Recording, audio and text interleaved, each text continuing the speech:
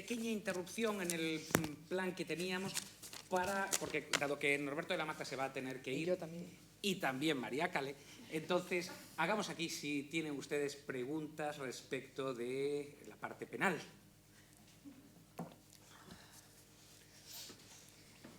Sí, nos vamos, Eso sí, ruego concisión en la pregunta, por favor, porque vamos con la hora. Sí. Prevención y represión no son cosas contrapuestas. No. Y más prevención exigirá nuevos delitos que aseguren la vigencia de las normas de conducta que implican más prevención. Pongo el ejemplo.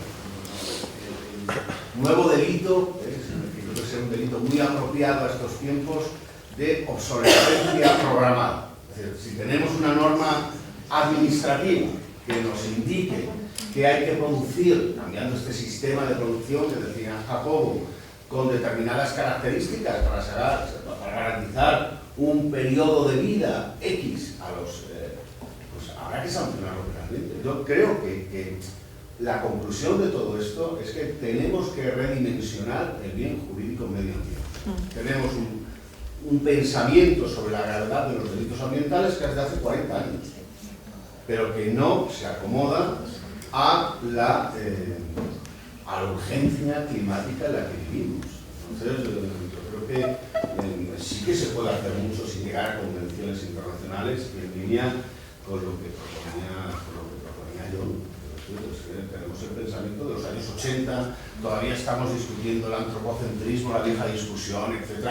Yo creo que la crisis climática, desde luego el derecho penal no la va a arreglar, pero el derecho penal tiene que revisar sus valoraciones a la luz de todo lo que está ocurriendo. Sí. Al hilo de lo que está comentando Adán y en relación con lo que ha planteado el profesor Norberto de la Mata, ¿veríais viable los ponentes penalistas de la mesa un derecho penal medioambiental exclusivamente por el resultado, en el sentido que tú planteabas, digamos, desvinculado absolutamente del tema administrativo? Es decir, el que cause un daño medioambiental será responsable de una pena de tanto a tanto. Eso sería un paso adelante y lo plantearíais como una eventual propuesta para incluirlo en lo que voy a exponer. Es que uno. Y luego me ha parecido maravillosa tu posición muy, muy fuerte en relación con el tema de incriminar delitos ecológicos imprudentes. Es una vergüenza que no ocurra. Y en ese sentido, un poco lo que hemos comentado esta mañana, me parece que el planteamiento va por ahí. Yo lo imprudencia grave o menos grave, porque es que, claro, vamos a ver aquí, en fin, creo que todo esto ya ha salido, pero que, bueno, darle alguna vuelta más. Bueno, pues con lo que ha dicho, con lo que ha manifestado el profesor Nieto, totalmente de acuerdo, como siempre, con todo lo que él dice. No tengo nada más que decir, luego dirá María, con lo que dice la profesora Garocho, en relación con la imprudencia. Yo creo que es un objetivo, y de hecho, para el internacional eso se ve y se exige mucho. Y en relación con la ausencia de dependencia del derecho administrativo, ya lo tenemos en el Código Penal Español, en el artículo 330. No hay ninguna referido a daños en espacios naturales protegidos. Claro. Es cierto, pero ahí no hay referencia a la actuación administrativa ni a la infracción de norma administrativa alguna previa no concesión, porque espacio natural protegido puede ser en base a 1000 cosas, pero ya lo tenemos. Y yo creo que se haría una apuesta importante, buena, no hacerlo depender de nada. En la conducción bajo influencia de bebidas alcohólicas, pues ya está. No lo que diga la normativa administrativa deje de decir, no, es que mire usted, el que conduzca a 180 o el que conduzca con 0,6 grados de alcohol en sangre, ya está, comete el delito y punto. O sea, ya se está haciendo un derecho penal, no es tan difícil. Salvando que posibles situaciones de justificación vamos a tener siempre ahí el recurso de las causas de justificación, ejercicios de derechos, etcétera, etcétera. O sea, no vería mayor problema en ello. Yo solamente quería apuntar una cosa en la línea que decía Adán. Efectivamente, Adán, son compatibles la prevención y la sanción, evidentemente son compatibles. Pero yo incorporaría todavía un factor más. Me parece muy importante en esta materia la identificación de los actores. ¿Quiénes son actores? Y no hablo de sujetos de delitos, sino actores, ¿no? Actores, porque por una parte está claro que estamos hablando de personas físicas, por otra parte estamos hablando claramente de personas jurídicas, y esta mañana habéis hablado estupendamente del tema, y esta tarde yo me lo he tenido que saltar pues porque no he seguido el guión de mis páginas. He hablado también de funcionarios públicos porque me parece muy importante tener en cuenta la responsabilidad que tienen. Y finalmente, claro, un convenio, ¿no?, de regulador del delito de ecocidio, delitos medioambientales internacionales, a mí me encantan, ¿no? Se condena al Estado de México por no hacer nada por implementar tal. Condenas a los estados por no hacer nada por. No son condenas penales, ¿te parecen simbólicas? Pues no sé, pero es importante poner el acento en esa responsabilidad estatal. Tenemos 3 solicitudes, ruego brevedad. Ya telegráfica no se dice, hay que decir de Twitter, o no sé cómo hay que decirlo, pero brevedad telegráfica, por favor, José Luis de la Cuesta. Tradicionalmente, pues aprendíamos que para que un bien jurídico sea admitido en la escala de bienes jurídicos penales tenían que ser digno de protección. ¿No es digna de protección la tierra, el aire, el agua, que son los elementos naturales básicos para la vida en el planeta? Incluso no es digna de protección la fauna, la flora. Yo estoy absolutamente convencido que lo son. Segundo, necesidad de protección. Bueno, no hace falta decir más. Y tercero, susceptibilidad de protección. Bueno, pues yo creo que en ese ámbito no es que el derecho penal del ambiente no sea susceptible de protección internacionalmente. Es que si no se protege internacionalmente queda desprotegido. La mayor parte del mar y, por tanto, la mayor parte de la atmósfera está fuera de soberanía estatal. Está al margen de la soberanía estatal.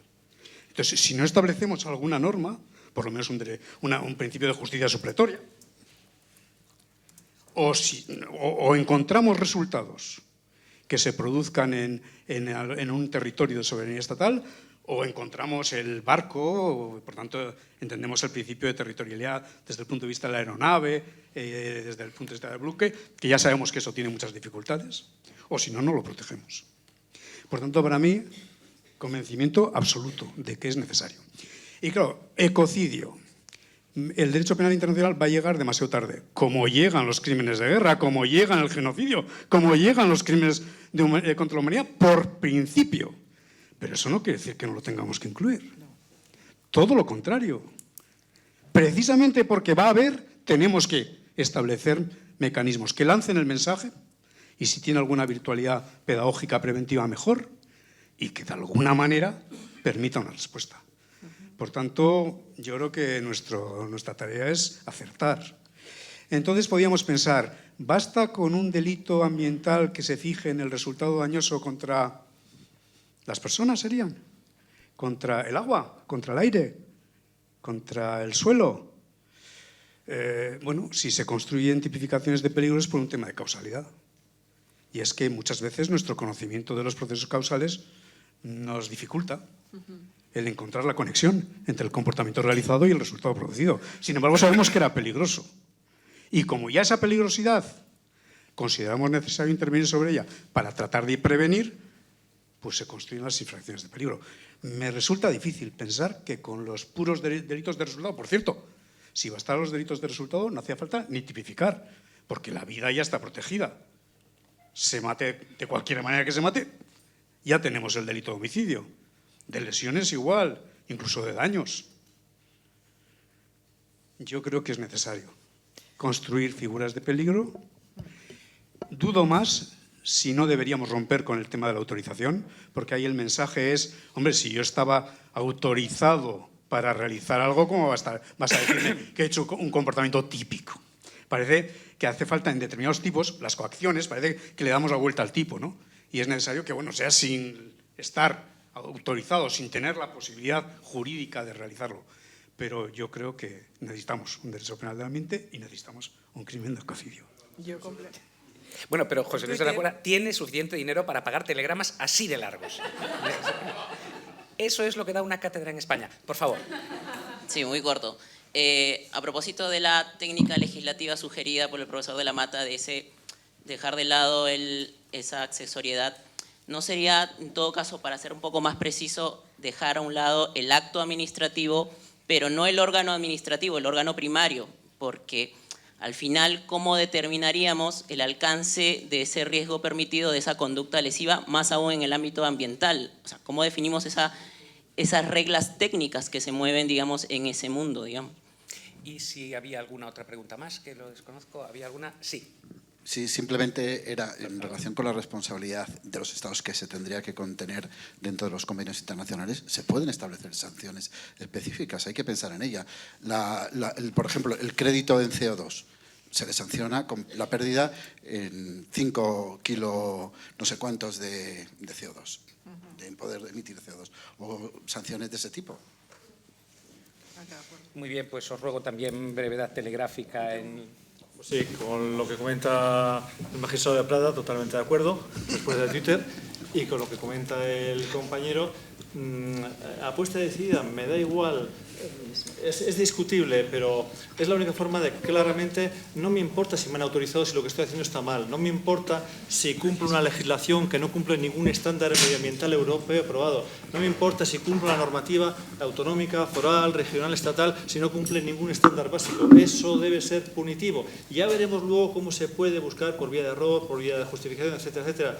Pero debemos lanzar el mensaje de mayor implicación y de menos, por así decirlo, de menos tutela del ambiente a las autoridades legislativas, autoridades aplicativas, forales, regionales, etcétera, y más a un compromiso directo. Sería mi idea, pero digo, es muy discutible y muy opinable.